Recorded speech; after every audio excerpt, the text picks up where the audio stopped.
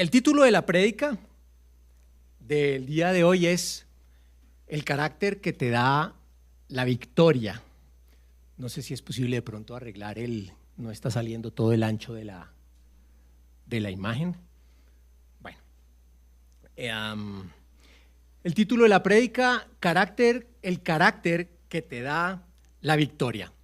Y bueno, yo no sé si ustedes se vieron una película que se llama Hasta el último hombre. Creo que se volvió una película pues bastante popular, vista por mucha gente. Tuvimos el privilegio también de verla hace relativamente poco con mi esposa. De allí pude uno sacar bastantes enseñanzas y me sirvió para introducir el tema. Trata de la vida de un hombre. Es una película sobre hechos históricos, sobre cosas que ocurrieron realmente y por supuesto sobre un personaje también real que se llamaba, creo que ya murió, Desmond II. Desmond II. Él, bueno, era, creo entonces, porque ya murió, adventista del séptimo día y bueno, tenía unas creencias muy arraigadas, muy firmes, y lo que quiero destacar de él es eso, que tenía unas creencias muy firmes y sus creencias lo llevaron a que quería servirle a Dios en la milicia, ¿no? Completamente, digamos, fuera de lugar en el sentido de que era súper delgado, era un flacuchento, ¿no? Sus creencias lo llevaron a tomar la decisión de no usar ningún arma, ¿sí? Él no podía matar a nadie por sus creencias y entonces la única forma en que iba a servir en la milicia a Dios, de acuerdo a lo que tenía en su corazón, era a través de la medicina, a través de servir como una especie de médico, enfermero, a salvarle la vida más bien a otras personas en medio de la guerra. Y de un momento a otro, pues por supuesto se enlistó en la milicia y allí en la milicia fue rechazado por sus compañeros. Muchos de sus compañeros, pues fortachones, 2x2, grandotes, expertos en el manejo de armas y se burlaron mucho de él. Allí en la película muestran cómo se burlan de él y le tratan de que él renuncie al servicio militar. Y él, convencido de que Dios lo quería sirviendo allí, insiste en que no se va a dejar sacar por ningún motivo, no se deja sacar y llegó el momento de la verdad. ¿Cuál es el momento de la verdad cuando estamos sirviendo en la milicia? La guerra. La guerra. Llegó el momento de la verdad, llegó la guerra y los compañeros que eran grandulones, expertos en manejo de armas, expertos en peleas allí mientras estaba entrenando, llegó el momento que se empezaron a comportar en la guerra de esta forma. Entraron en shock, entraron en pánico, estaban completamente asustados y no podían pelear.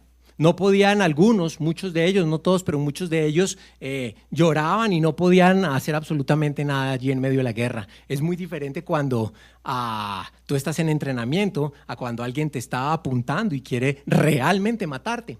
De manera que tenemos aquí dos tipos de comportamiento. Uno, valiente, sin saber pelear, sin tener un arma en la mano. Y otro comportamiento, a pesar de lo fuerte y de su destreza militar, un comportamiento completamente cobarde. Y uno se pregunta, bueno, ¿a qué se debe esto? ¿A qué se debe esta diferencia tan grande de comportamiento en el momento de, como dicen los costeños, de la verdad, que es la guerra? ¿Cómo te vas a comportar tú? Y la respuesta la da la misma película, no les cuento todo para que la vean, pero es el carácter. Como decimos nosotros coloquialmente, ¿de qué estás hecho? El de qué estás hecho es lo que marca la diferencia.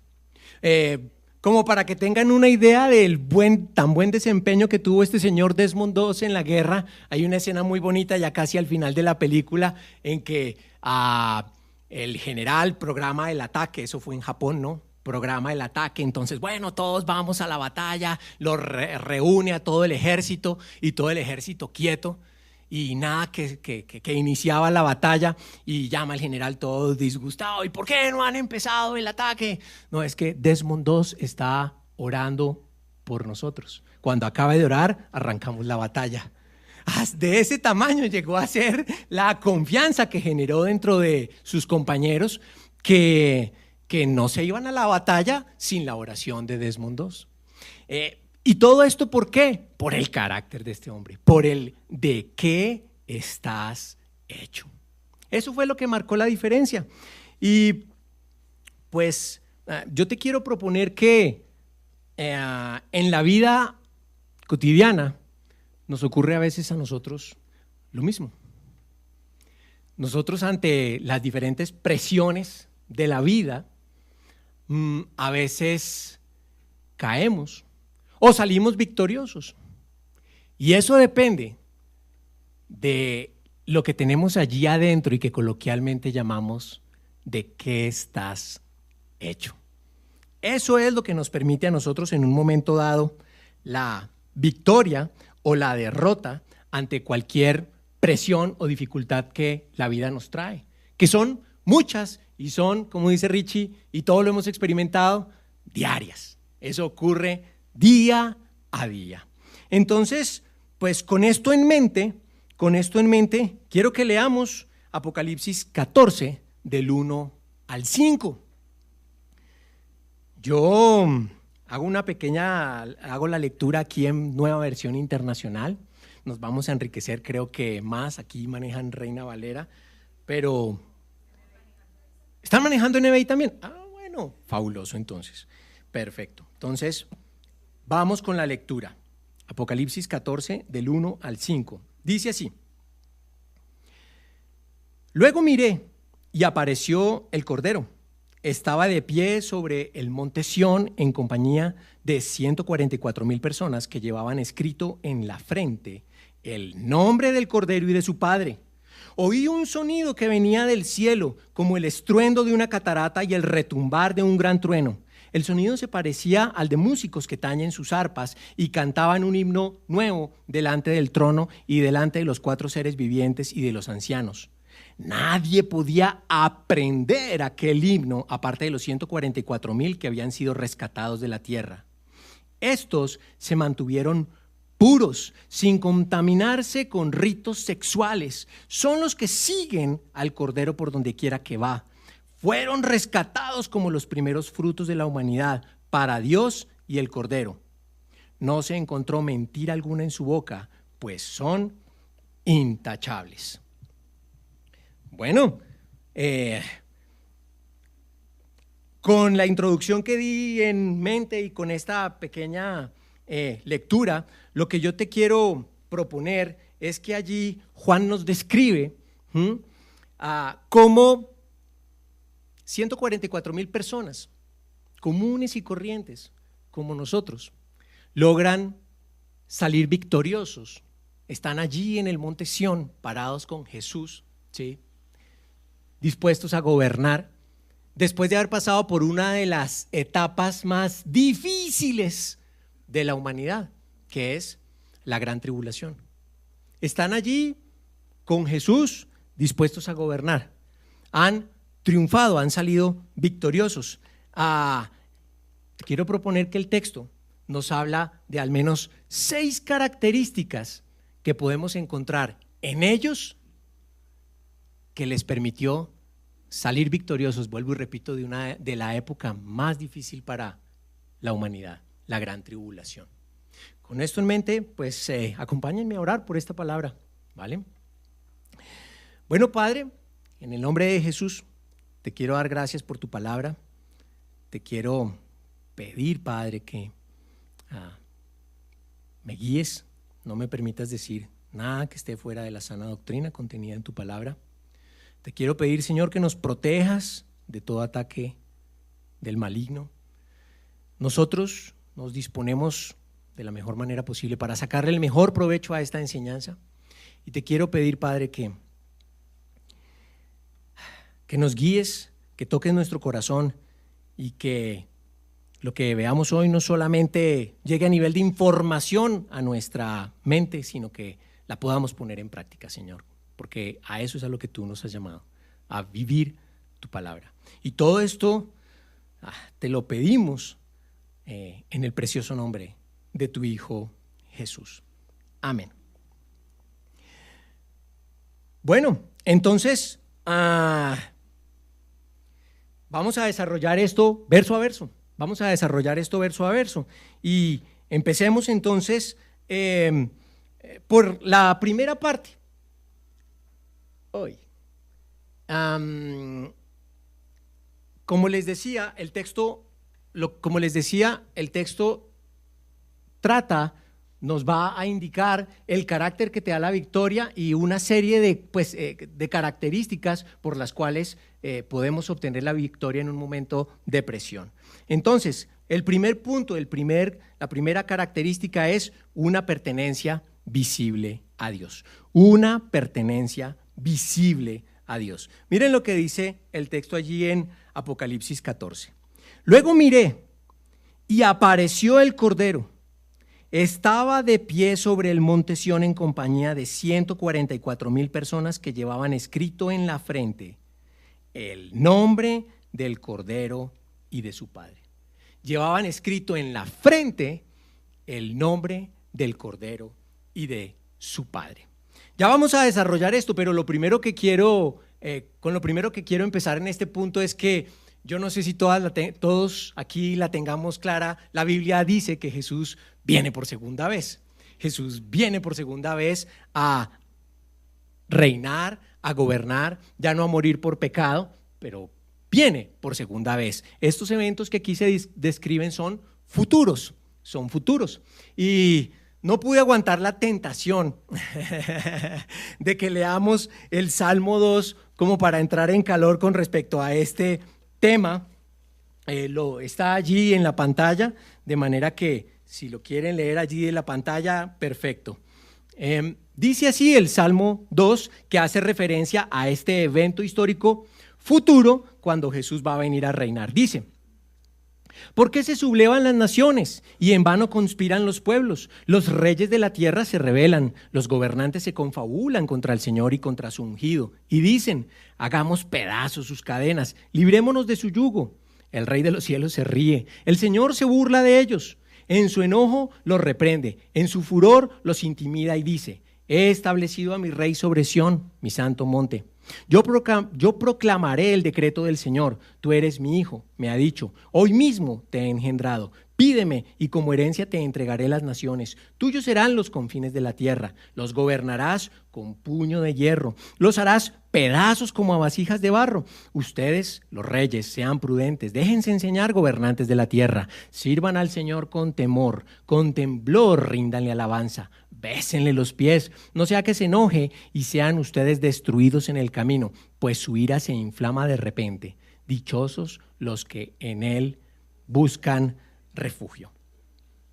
Entonces, vemos que Jesús viene por segunda vez, viene ya no a morir por pecado, sino viene a reinar, a gobernar, ¿sí?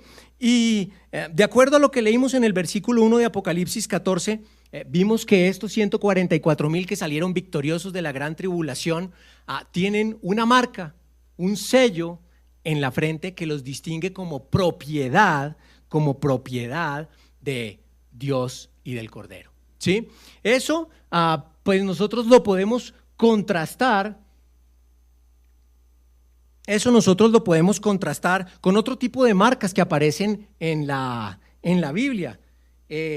No siempre las marcas hablan o distinguen a las personas como propiedad de Dios. Una marca implica eso, pertenencia, propiedad, ¿sí?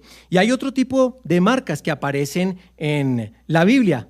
Allí en Apocalipsis 13, del 16 al 18 dice: además logró que todos, grandes y pequeños, ricos y pobres, libres y esclavos, se les pusiera una marca en la mano derecha o en la frente, de modo que nadie pudiera comprar ni vender, a menos que llevara la marca, que es el nombre de la bestia o el número de ese nombre.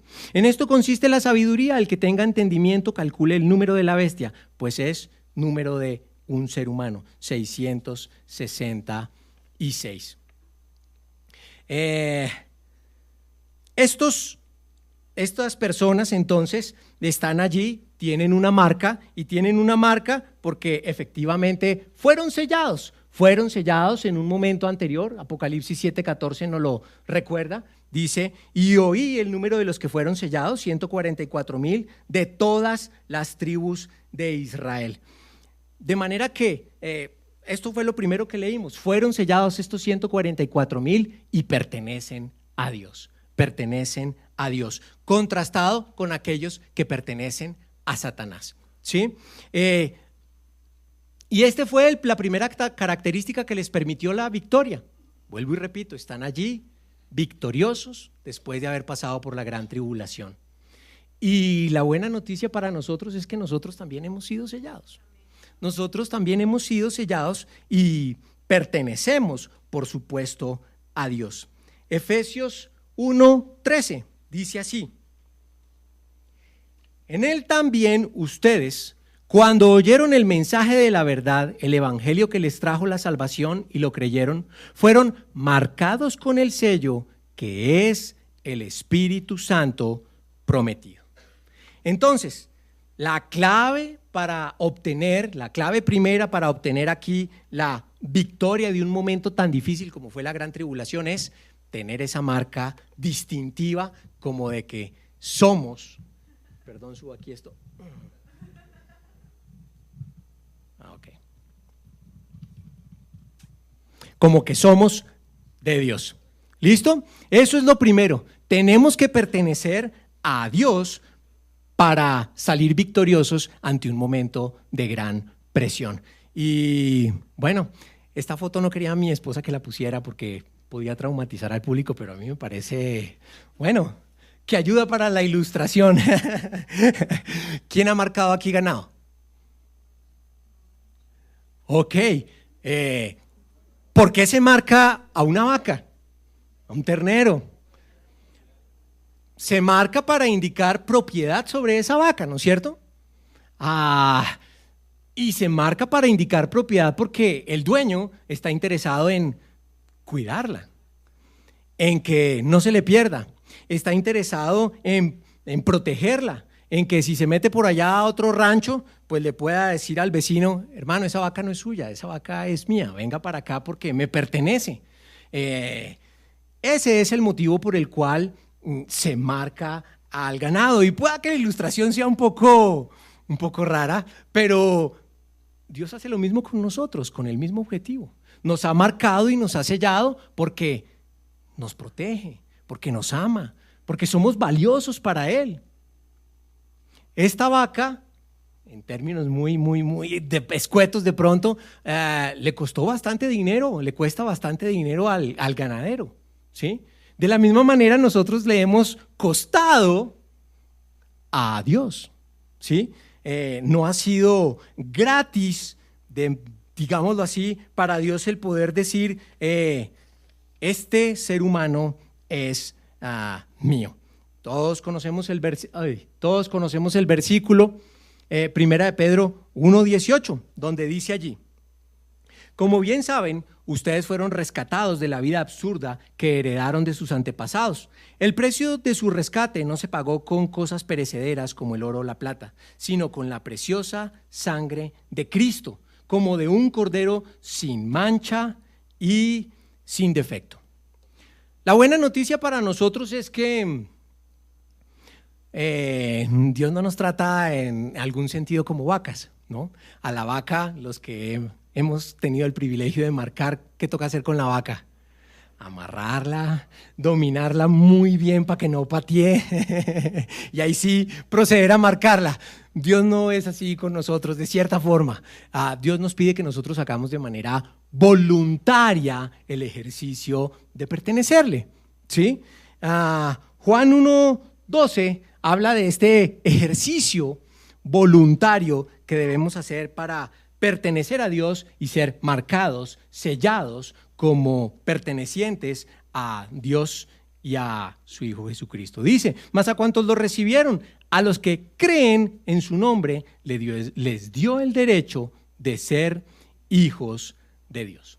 Entonces, recapitulando, el primer paso para obtener la victoria en un momento de presión es, digámoslo, hablemoslo en términos futbolísticos, es estar en el equipo que va a ganar, ¿no es cierto? Si yo quiero obtener la victoria y no estoy en el equipo que va a ganar, dicen los chinos, pailas. Pues no voy a ganar nunca si no estoy en el equipo ganador. Y digamos que eso nos introduce al segundo punto. El segundo punto sería, el carácter que te da la victoria se distingue por una sintonía con el cielo. Una sintonía con el cielo.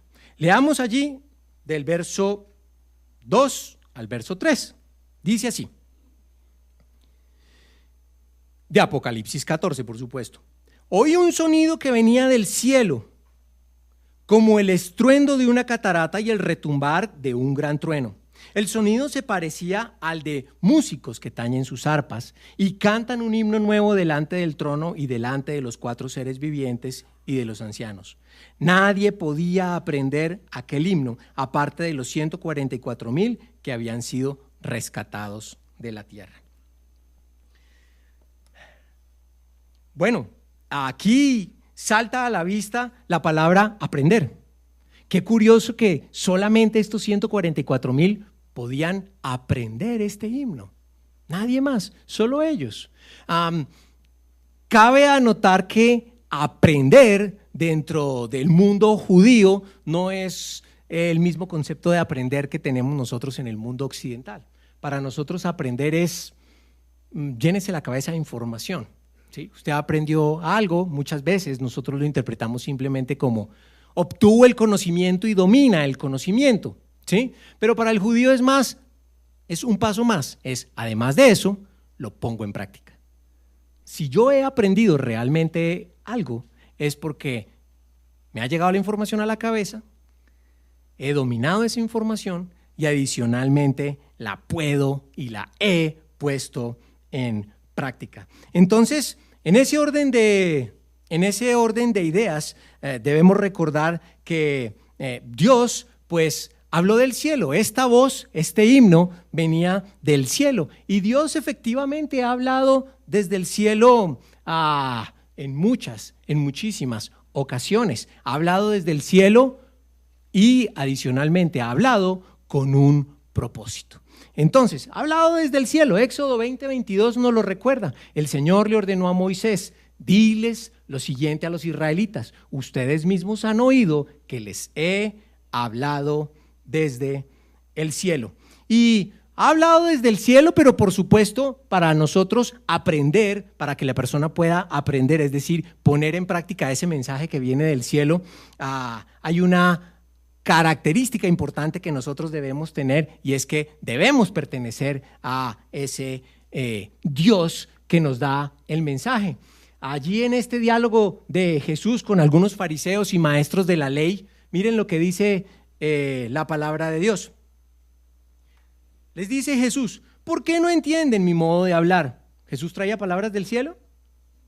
Sí, claro, el mensaje de Jesús no era terrenal, era del cielo. Y les dice Jesús a ellos, ¿por qué no entienden mi modo de hablar? ¿Por qué no pueden aceptar mi palabra? Ustedes son de su padre el diablo, ese es el motivo. Porque ellos eran de su padre el diablo, cuyos deseos quieren cumplir. Desde el principio este ha sido un asesino y no se mantiene en la verdad, porque no hay verdad en él. Cuando miente expresa su propia naturaleza porque es un mentiroso. Es el padre de la mentira. Entonces nosotros escuchamos el mensaje que viene del cielo y obedecemos. Y dice Dios que lo que debemos hacer en este caso al escuchar la voz del cielo es aprender ese himno del cielo, concentrarnos o enfocarnos en las cosas de arriba. Colosenses 3:2 nos lo recuerda. Concentren su atención en las cosas de arriba, no en las de la tierra, pues ustedes han muerto y su vida está escondida con Cristo en Dios. Dios habla desde el cielo y para nosotros poder entender lo que Dios dice desde el cielo, pues tenemos que pertenecer a Dios, pertenecer a Jesús. Pero adicionalmente Dios habla con un propósito específico, Él no habla por hablar. Coloquialmente uno podría decir que Dios no da puntada sin dedal, si lo queremos ver de esa forma. Siempre que ha hablado lo ha hecho con un propósito. A Abraham le habló con un propósito muy específico y allí en Génesis 18:19 lo podemos ver. Dice, yo lo he elegido para que instruya a sus hijos y a su familia a fin de que se mantengan en el camino del Señor y pongan en práctica lo que es justo y recto. Así el Señor cumplirá lo que le ha prometido. Entonces vemos que se le ha revelado, le ha hablado para que dé a conocer él y sus descendientes sus principios y el carácter de Dios. Por supuesto, también se le ha revelado a Israel con un propósito específico. Dice allí Éxodo 7:5. Y cuando yo despliegue mi poder contra Egipto y saque de allí a los israelitas, sabrán los egipcios que yo soy el Señor. Entonces, ¿cuál fue el propósito de sacar con grandes hazañas y poder sobrenatural a los israelitas de Egipto? Para que los egipcios también conocieran a Dios. Ese era parte del propósito también. De la misma manera, pues, otro ejemplo, allí en primera de Samuel 17:46 vemos el motivo por el cual Dios permite que un chiquitín, David, derrote a un mancancanudo Goliat. Eso tiene su propósito, ¿sí? Dice así, primera de Samuel 17:46, hoy mismo el Señor te entregará en mis manos y yo te mataré y te cortaré la cabeza. Hoy mismo echaré los cadáveres del ejército filisteo a las aves del cielo y a las fieras del campo y todo el mundo sabrá que hay un Dios en Israel. ¿Con qué propósito hizo eso Dios? Para que todo el mundo supiera que había un Dios vivo, verdadero y todopoderoso en Israel. Y para nosotros hay también mensaje específico. Dios ha hablado subiendo hacia el cielo y nos ha dado también un propósito bien específico. Todos conocemos los versículos. Mateo 28:19 y 20 dice, por tanto vayan y hagan discípulos de todas las naciones. Está hablando Jesús mientras está subiendo hacia el cielo, ¿sí? Por tanto, vayan y hagan discípulos de todas las naciones, bautizándolos en el nombre del Padre y del Hijo y del Espíritu Santo, enseñándoles a obedecer todo lo que les he mandado a ustedes. Y les aseguro que estaré con ustedes siempre hasta el fin del mundo. Entonces, Dios nos ha hablado a nosotros desde el cielo y con un propósito bien específico, que les enseñemos a otros, que demos a otros a conocer el mensaje del Evangelio.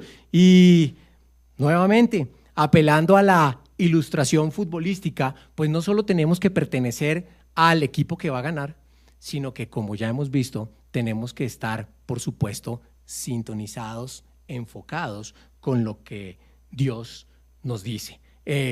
Lo que nos dice el director técnico y que es un mensaje celestial es indispensable para que nosotros podamos cumplir con el propósito para el cual Él nos ha creado y en este caso específico, salir victoriosos de cualquier eventual presión que nos puede presentar la vida.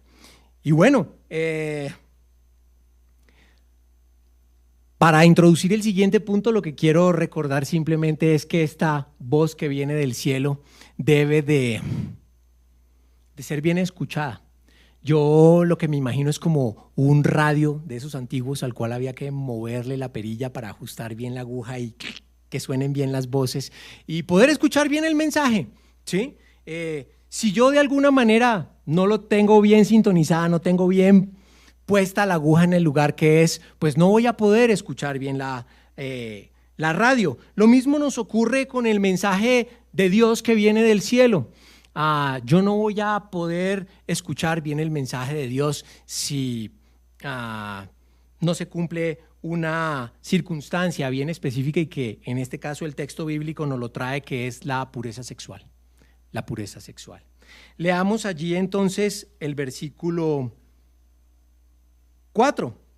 Terminamos el 3, vamos para el 4. Dice allí Apocalipsis 14:4. Estos se mantuvieron puros sin contaminarse con ritos sexuales.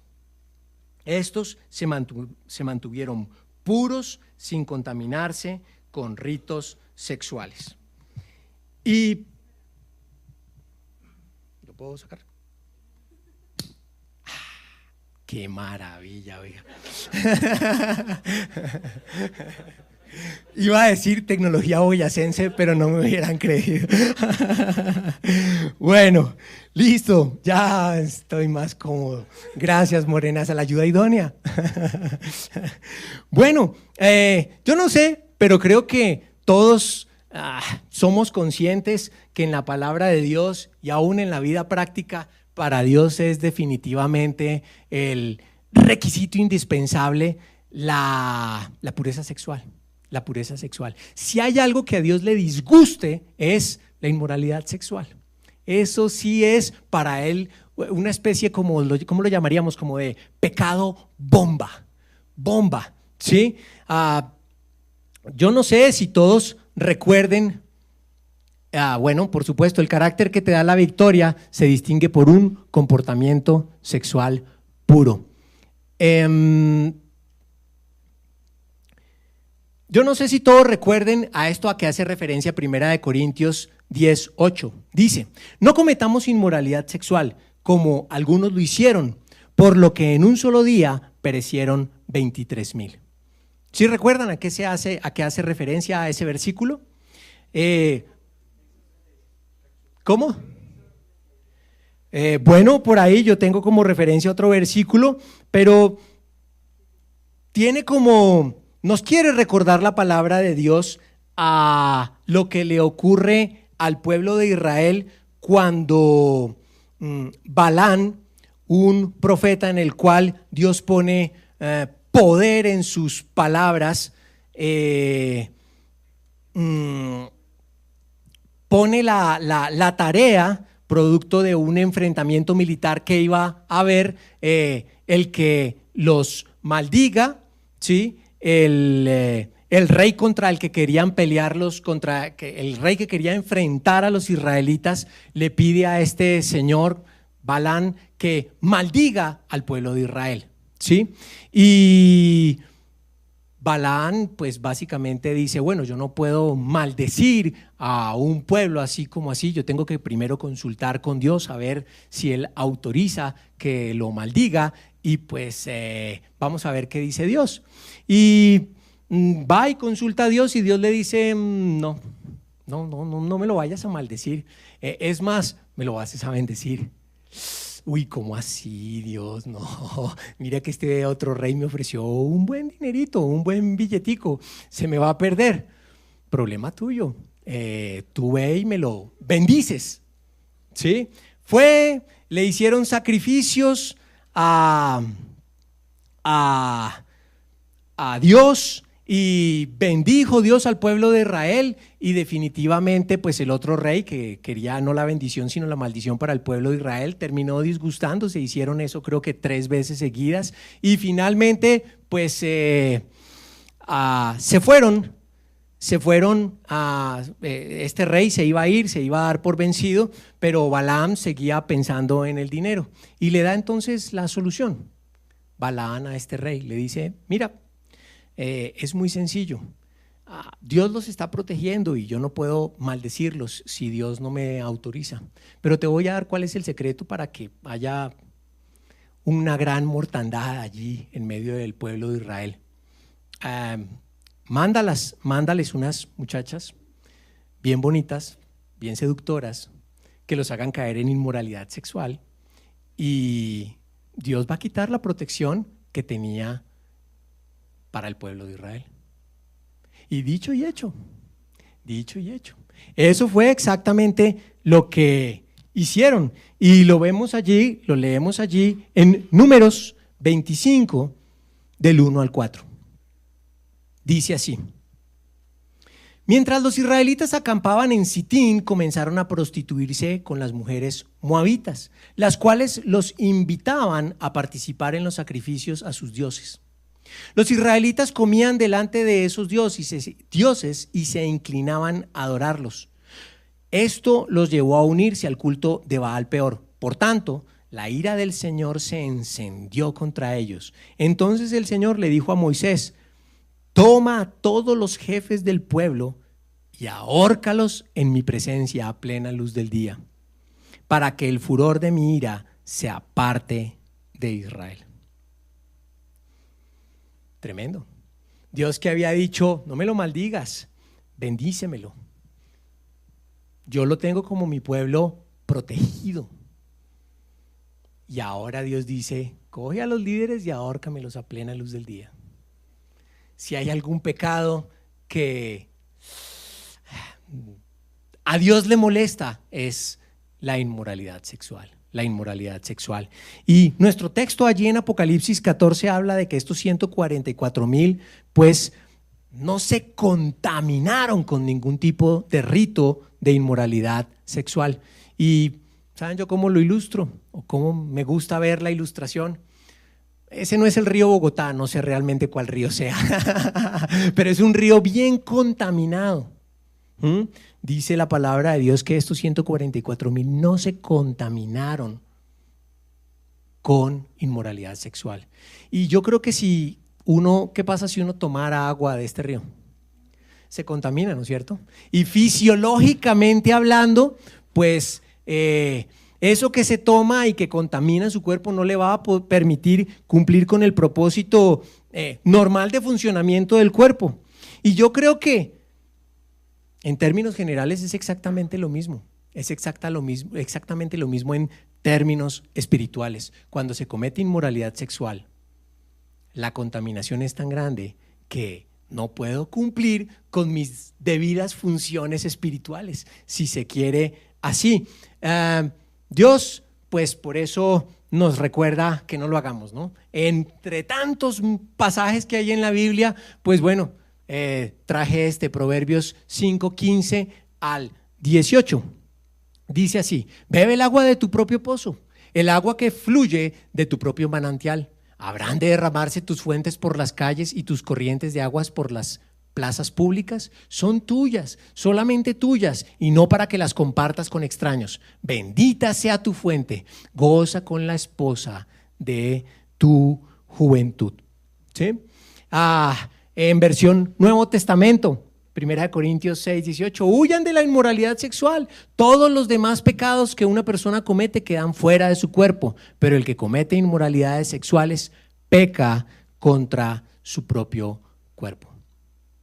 El aliciente gigantesco que nosotros tenemos es que Dios se va a encargar de que nosotros no seamos tentados más allá de lo que podemos resistir. 1 Corintios 10:13 dice: ustedes no han sufrido ninguna tentación que no sea común al género humano, pero Dios es fiel y no permitirá que ustedes sean tentados más allá de lo que puedan aguantar.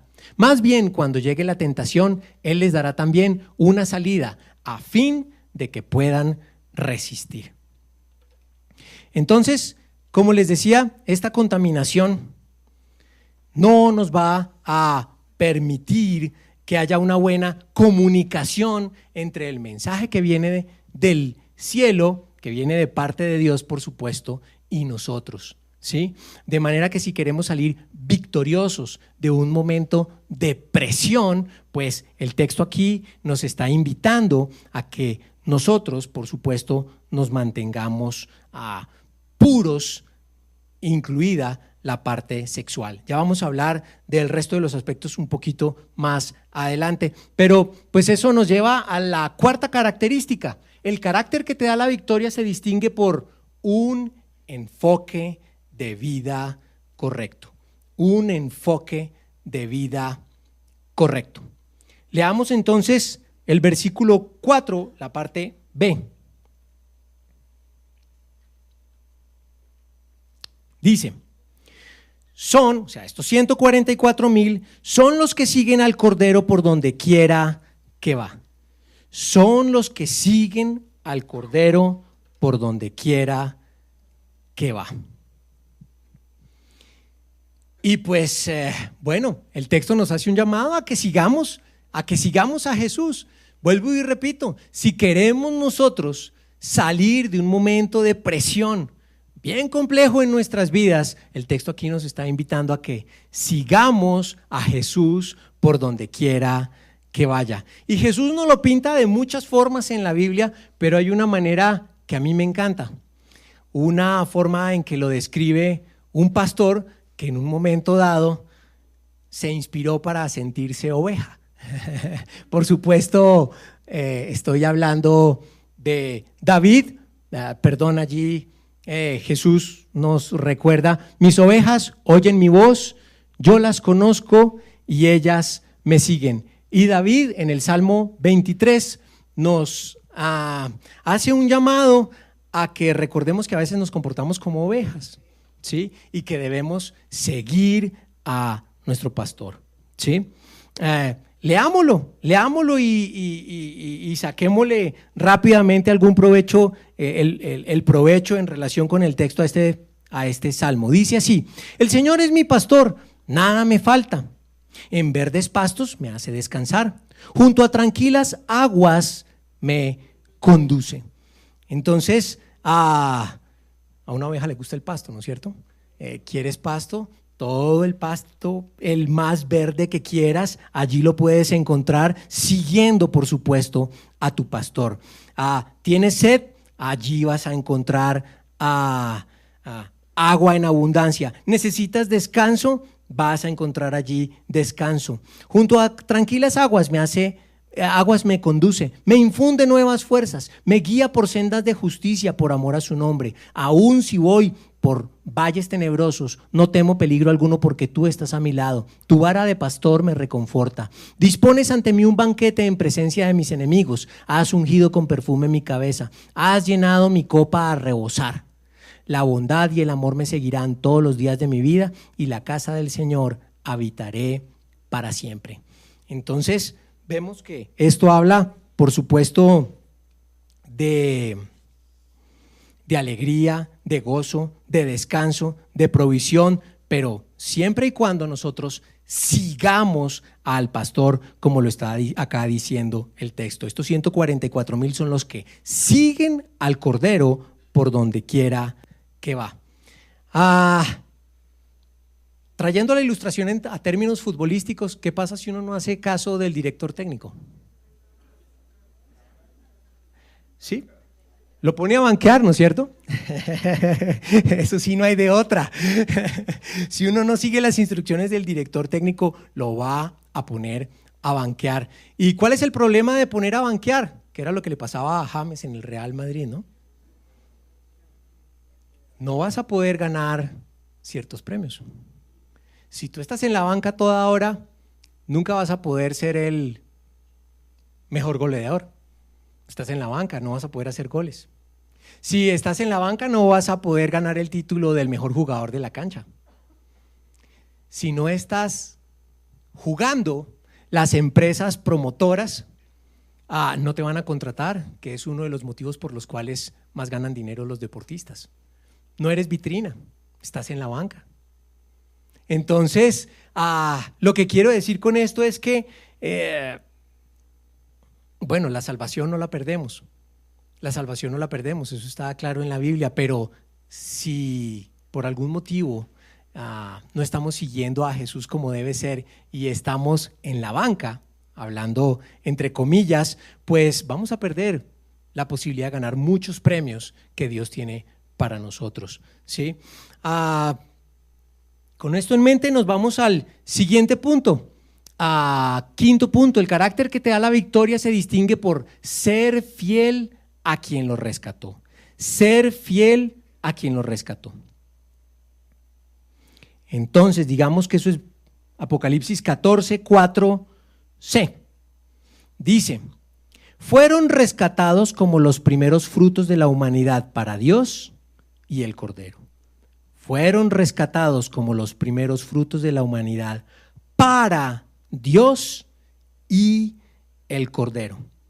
Pues en términos futbolísticos esto debe recordarnos que fuimos comprados, fuimos contratados para jugar en el equipo ganador si nos resolvimos por Jesús, pero para jugar para Dios, para jugar, digámoslo así, para Jesús, ¿sí? Fuimos rescatados de algo que la Biblia llama esclavitud, y que si uno lee la definición de esclavitud, pues es algo bien maluco, bien maluco. Yo tengo acá una definición del diccionario de la Real Academia de la Lengua. Dice: esclavitud, que carece de libertad y derechos propios por estar sometido de manera absoluta a la voluntad y dominio de otra persona que es su dueña y puede venderlo como mercancía. Eso es esclavitud. No hay libertad, no tienen ningún tipo de derecho. Y la Biblia dice que nosotros hemos sido rescatados de la esclavitud. Nuevamente apelando a los términos futbolísticos, antes de jugar en el equipo victorioso, nosotros jugábamos en el callejero, ¿no? En el que colocaba 1 o 2 ladrillos en la calle y allí gastaba tenis, pero por montones. Allí era donde jugábamos nosotros, un equipo sin ningún tipo de esperanza o posibilidades de quedar campeón, digámoslo así, ¿sí? Pero ahora estamos en el equipo ganador. Sin embargo, debemos recordar que debemos ser fieles y jugar en el equipo que nos compró, porque hemos sido rescatados de la esclavitud. Creo que ese es un buen punto para recordar. Hemos sido rescatados de muchas cosas, hemos sido esclavos de muchas cosas. Yo voy a mencionar aquí tan solo algunas como para tenerlas presente y no tratar de volver a jugar en la calle con canchas de ladrillo, ¿sí? Una de las cosas de las que fuimos rescatados está en Efesios 2:1 y 2:12. En otro tiempo ustedes estaban muertos en sus transgresiones y pecados, en los cuales andaban conforme a los poderes de este mundo. Se conducían según el que gobierna las tinieblas, según el espíritu que ahora ejerce su poder en los que viven en la desobediencia. Entonces, señor. Perdón, qué pena con ustedes.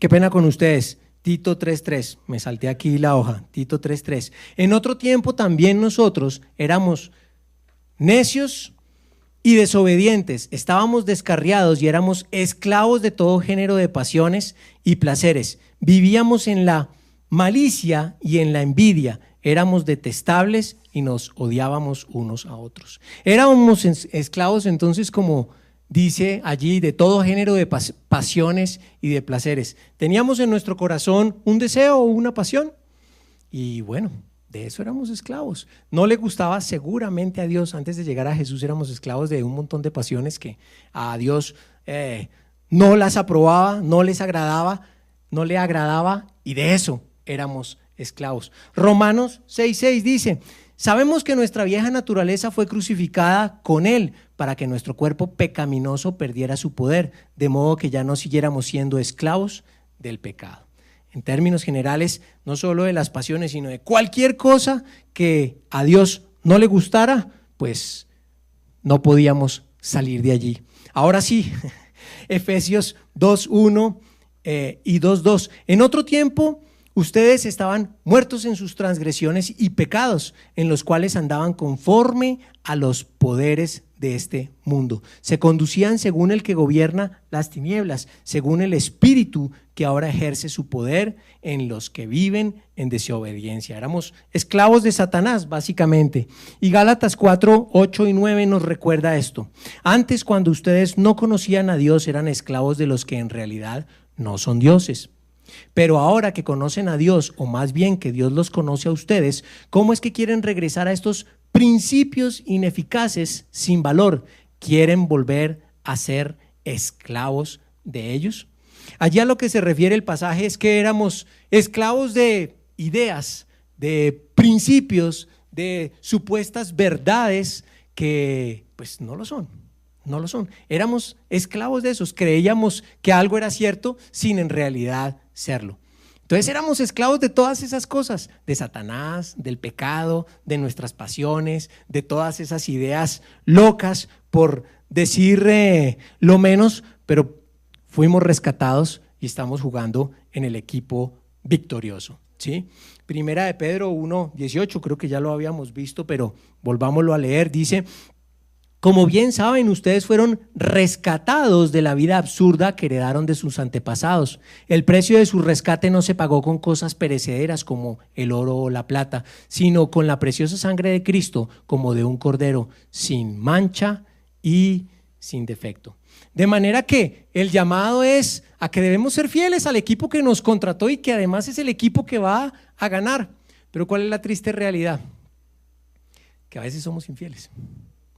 La triste realidad es que a veces nosotros erramos, nos desviamos y sencillamente somos infieles, somos infieles. Yo aquí hago dos paralelos que después voy a completar totalmente, pero para que veamos que podemos ser infieles al menos de dos maneras. Dice Romanos 6:11: de la misma manera también ustedes considérense muertos al pecado, pero vivos para Dios en Cristo Jesús. Por lo tanto, no permitan ustedes que el pecado reine en su cuerpo mortal, ni obedezcan a sus malos deseos.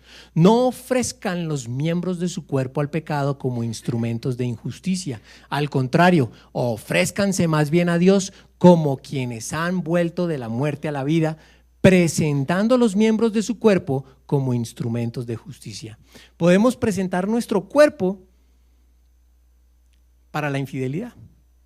Podemos presentar nuestros miembros físicamente hablando a la infidelidad. Y Efesios 4:30 y 31 dice: no agravien al Espíritu Santo de Dios, con el cual fueron sellados para el día de la redención. Abandonen toda amargura, ira y enojo, gritos y calumnias y toda forma de malicia. Aún en nuestro corazón, no solo con nuestros miembros, manos, brazos, piernas, podemos correr a hacerle infieles a Dios, sino aún en nuestro corazón, con la ira, con el enojo, con las calumnias, por supuesto que se pronuncian con la boca, podemos ser infieles a Dios, que fue pues quien nos contrató finalmente, gracias a Él, para jugar en el equipo que va a ser victorioso. A veces podemos jugar como en este doble bando.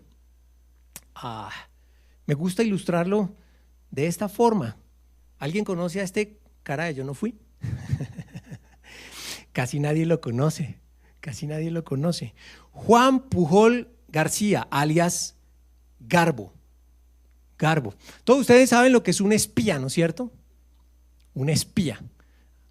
Alguien que contrata una organización para que se meta en la organización enemiga y sonsaque información o meta información falsa, en fin, para que trabaje para destruirla. Bueno, este es el espía o el agente doble más famoso que ha existido. ¿Quién lo creyera? Primero, estamos hablando de la Segunda Guerra Mundial.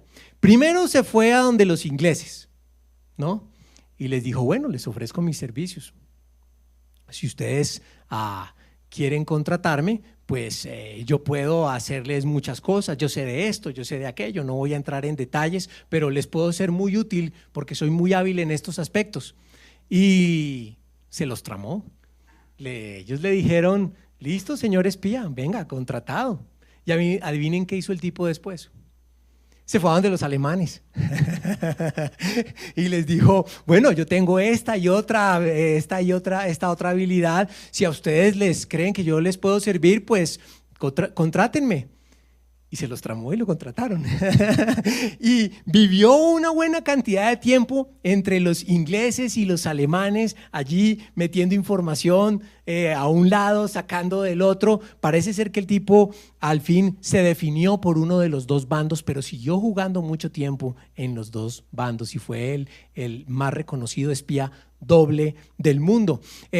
Su más grande hazaña fue comunicarle a Hitler y a sus allegados que el desembarco de Normandía lo conocen, ¿no? El famoso día D no iba a ocurrir en Normandía. Y el tipo era tan hábil que los convenció. Los convenció. Por eso Hitler desplaza una gran parte de su ejército a otro lugar. Y cuando llega el desembarco a Normandía de parte de los aliados, les tocó duro, casi no ganan, pero algunos eruditos, algunos historiadores han dicho que si no es porque Hitler retira parte de su ejército, pierden los aliados esta batalla y probablemente la guerra. Pues por supuesto todo está bajo el control de Dios, pero en términos históricos, esta fue la hazaña de don agente doble Juan Pujol García alias Garbo. Y lo que él hizo de jugar en un equipo y jugar en otro, a veces lo hacemos nosotros también. Dios nos ha contratado para que juguemos en el equipo ganador y desafortunadamente a veces le somos infieles, ¿sí? Para terminar, aquí lo que habíamos empezado por el lado de Romanos, dice así, Romanos 6:14, así el pecado no tendrá dominio sobre ustedes porque ya no están bajo la ley, sino la gracia. No entreguemos los miembros de nuestro cuerpo para ser infieles a Dios. Y Efesios 4:32 dice, más bien sean bondadosos y compasivos unos con otros y perdónense mutuamente, así como Dios los perdonó a ustedes en Cristo. Y lo que nos hace finalmente el texto, pues es un llamado a la pureza total. Si nosotros nos vamos allí a Apocalipsis 14:5, dice así, Apocalipsis 14:5. No se encontró mentira alguna en su boca, pues son intachables. No se encontró mentira alguna en su boca, pues son intachables. Entonces, ese de qué estamos hechos que hablábamos al comienzo, definitivamente tiene que ver mucho con lo que nosotros tengamos en nuestro corazón. Esa palabra allí, intachables, nos reta, creo yo, nos reta. Habla de que somos de alguna manera como que perfectos, pero nos hace un llamado, creo que directamente al corazón. En la Biblia lo que Dios nos muestra es que esa intachabilidad viene realmente de adentro de nosotros, de nuestro corazón. Dios nos lo recuerda en muchas partes, pero me gusta aquí Génesis 6:5, donde dice, vio entonces Yahvé que la maldad del hombre se había multiplicado en la tierra y que toda forma de pensamiento de su corazón era solamente el mal continuamente. Toda forma de pensamiento de su corazón era solamente el mal continuamente. Es decir, lo que está allí diciendo Dios es cualquier cosa que sea digna de ser tachonada viene de tu corazón. Y por eso es que la promesa de restauración pues necesariamente tiene que venir como una reforma al corazón. Ezequiel 36, 26 y 27 dice así: les daré un nuevo corazón y les infundiré un espíritu nuevo. Les quitaré ese corazón de piedra que ahora tienen y les pondré un corazón de carne. Infundiré mi espíritu en ustedes y haré que sigan mis preceptos y obedezcan mis leyes. Así tiene que ser. Si queremos ser intachables, el ejercicio o el trabajo, el cambio tiene que venir definitivamente desde adentro. Por supuesto que nosotros podemos más o menos intuir lo que hay en nuestro corazón precisamente por aquellas cosas que nosotros exteriorizamos. Y Jesús nos lo recuerda en Lucas 6:45. El que es bueno, de la bondad que atesora en el corazón produce el bien, pero el que es malo, de su maldad produce el mal, porque de lo que abunda en el corazón, habla la boca. ¿Sí? Lo que hay dentro de nosotros es clave, es clave. Y a mí me gusta ilustrarlo de esta forma. Yo no sé si alguien la reconoce. Yo sé que aquí hay basquetbolistas, futbolistas. ¿Alguien jugó tenis? Y no, no, no.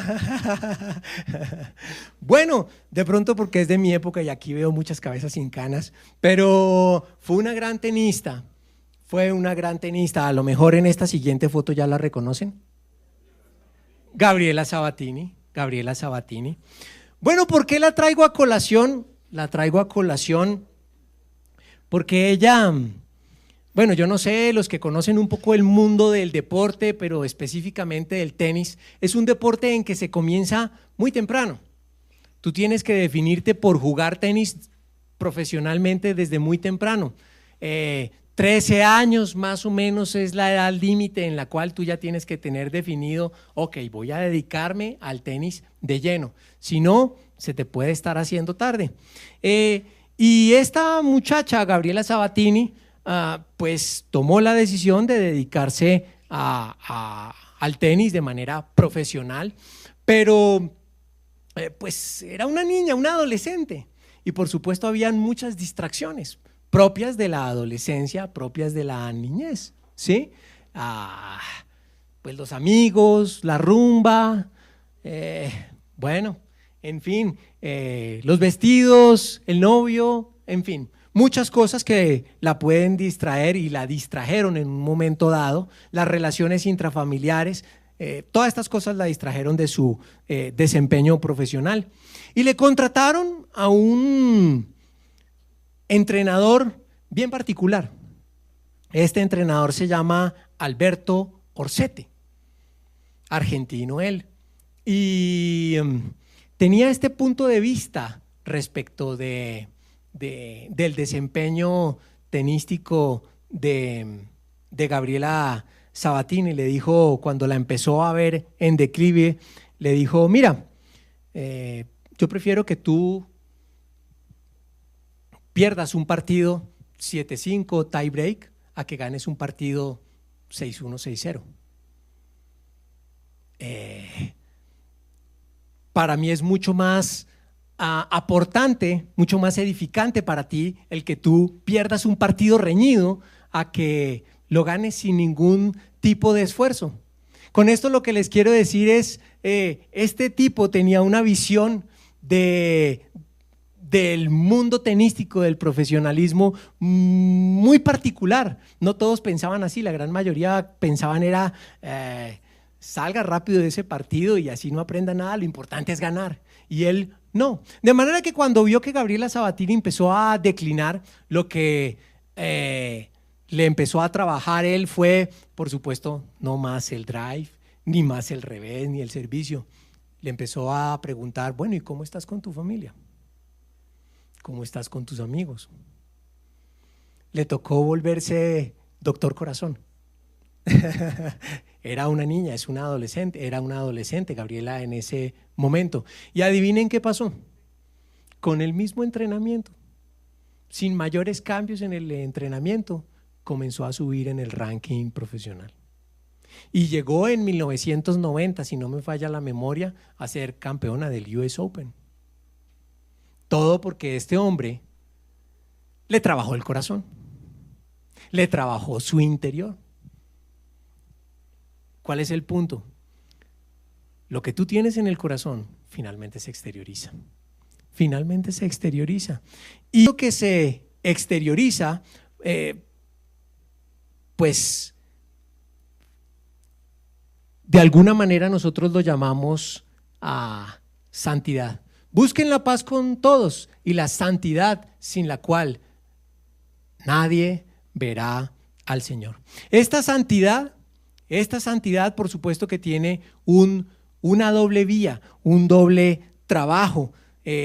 La palabra de Dios nos pide que nosotros trabajemos en ella y Dios a la vez está trabajando en este aspecto que es la santidad. Primera de Pedro 3:10, 11 y 12 dice así: en efecto, el que quiera amar la vida y gozar de días felices, que refrene su lengua de hablar el mal y sus labios de proferir engaños, que se aparte del mal y haga el bien, que busque la paz y la siga, porque los ojos del Señor están sobre los justos y sus oídos atentos a sus oraciones, pero el rostro del Señor está contra los que hacen el mal. Esa es la parte, digamos, que nos compete a nosotros, pero Dios hace su trabajo también y es indispensable que Dios esté trabajando en nosotros para lograr la santidad. Al único Dios, nuestro Salvador, que puede guardarlos para que no caigan y establecerlos sin tacha y con gran alegría ante su gloriosa presencia, sea la gloria, la majestad, el dominio y la autoridad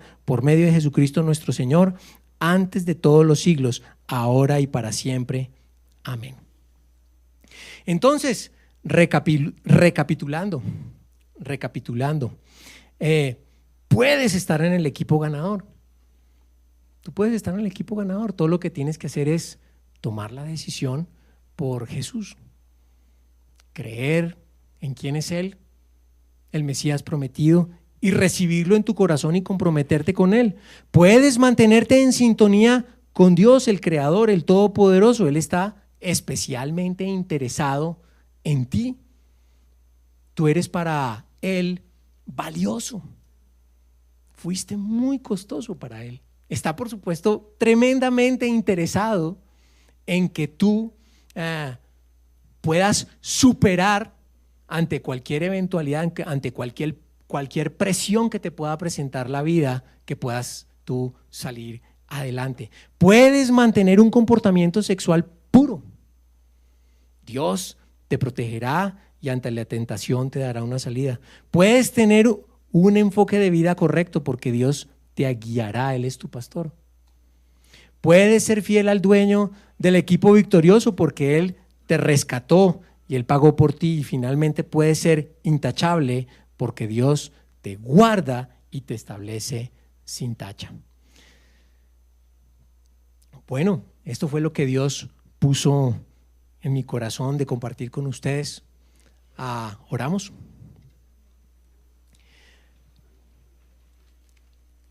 Padre, en el nombre de Jesús, queremos darte gracias por tu palabra. Gracias, Señor, por recordarnos a través de este pasaje del Apocalipsis sobre eventos futuros, pero nos das una preciosa luz acerca de aquellos elementos que nos pueden dar a nosotros y nos darán, porque lo dice tu palabra. Con la autoridad de tu palabra podemos decir que estos elementos lograrán que nosotros salgamos victoriosos en un momento de presión. Lo podemos decir porque viene de ti. Gracias, Señor, por darnos estas instrucciones. Trabaja nuestros corazones. Nosotros pondremos de nuestra parte lo mejor para salir victoriosos.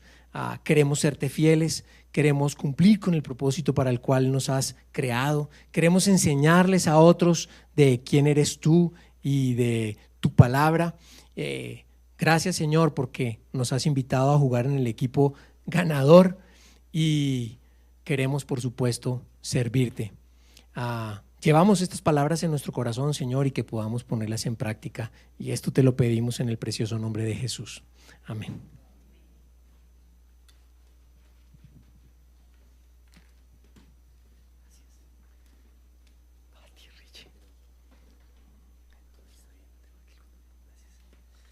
Mira, aprovechemos que tenemos nuestras Biblias abiertas y miremos un momentico Romanos 10.